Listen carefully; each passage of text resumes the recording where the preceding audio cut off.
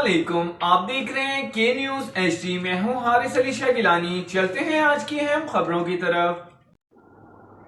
रुख करेंगे साहिवाल का, जहां से रिपोर्ट कर रहे हैं हमारे नुमाइंदे अली रजा। सीनियर सहाफ़ी नूर हसन भट्टी की वालदा माइदा रज़ाए इलाही से इंतकाल कर गईं। इन्ना लिल्लाहि व इन्ना इलैहि राजिऊन।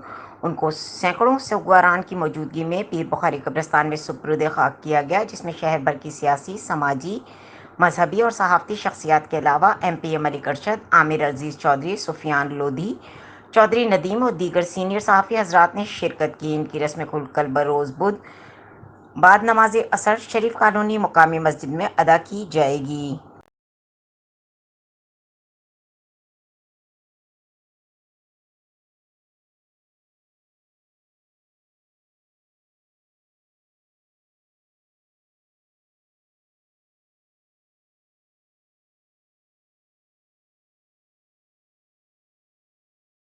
मजीद खबरों और अपडेट्स के लिए हमारे साथ रहिएगा। तब तक के लिए अपना ख्याल रखिएगा। अल्लाह हाफिज।